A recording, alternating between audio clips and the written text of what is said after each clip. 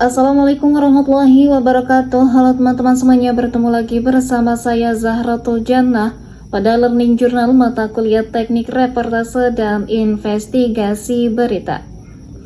Dan ini merupakan Learning Journal yang terakhir di semester 5 karena sudah menjelang UAS. Dan di sini saya akan menceritakan mengenai kegiatan apa saja yang dilakukan selama mata kuliah berlangsung pada hari Senin kemarin.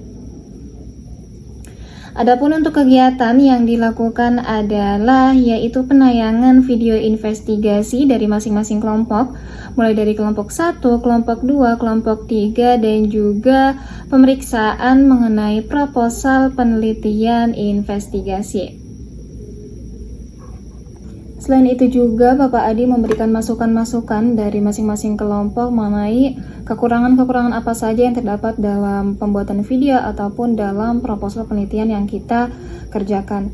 Kemudian juga lagi-lagi saya akan menceritakan mengenai kegiatan investigasi dari kelompok saya sendiri, yaitu dari kelompok 2, investigasi tentang anak jalanan yang ada di Serang. Karena kegiatan selama di kelas ya tidak jauh-jauh dari pemutaran video, kemudian pemeriksaan laporan penelitian, kemudian juga ada masukan-masukan dari Bapak Adi. Dan lagi-lagi di sini saya akan membahas mengenai kegiatan investigasi yang saya lakukan, saya berserta kelompok saya lakukan, kelompok 2, yaitu tentang investigasi anak jalanan yang ada di Serang, mulai dari lampu merah Palima, Cicari, kemudian Parung dan juga Pakupatan. Itulah titik-titik di mana kami lakukan kegiatan investigasi. Dan menurut data yang kami dapatkan mengenai anak jalanan selama 2025 ini terdapat kurang lebih 80 orang anak jalanan yang telah dibina oleh Dinas Sosial. Kemudian selain itu juga terdapat 14 data mengenai orang jalanan yang dimana terdapat lengkap mengenai identitasnya, mulai dari nama, alamat, usia, kemudian juga status. Dan dari data yang sudah ada, kebanyakan di antara orang-orang tersebut adalah kebanyakan anak-anak, mayoritas umur 10 sampai 14 tahun.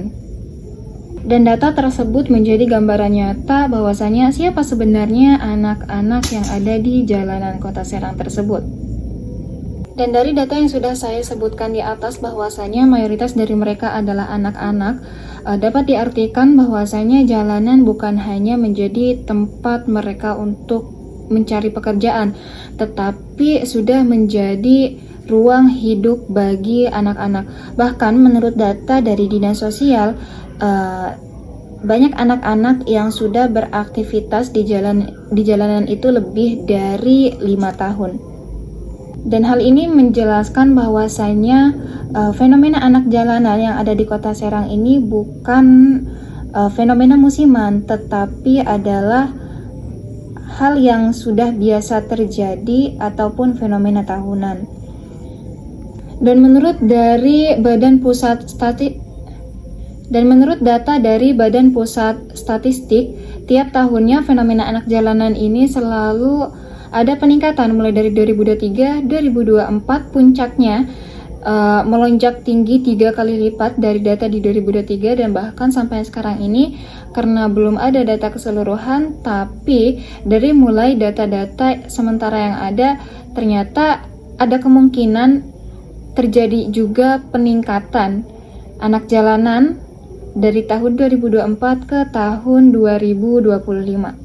Dengan kata lain, data yang sudah saya sebutkan tadi, yaitu 14 data anak yang terdapat identitas dan 80 data anak yang sudah dibina pada tahun 2025 ini hanyalah sebagian kecil dari keseluruhan jumlah anak-anak jalanan.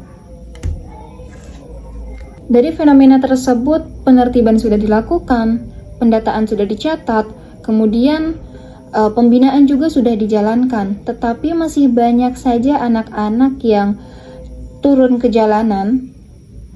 Data juga sudah jelas, masalah ini sudah sangat lama, dan apa yang harus dilakukan? Yang harus dilakukan adalah bukan sekedar penertiban, tetapi solusi nyata dan yang berkelanjutan. Baik teman-teman semua, mungkin cukup sekian learning journal dari saya. Untuk learning journal yang terakhir ini, mohon maaf apabila ada kesalahan kata ataupun tingkah laku dari saya. Wabillahi taufiq wal hidayah. Wassalamualaikum warahmatullahi wabarakatuh.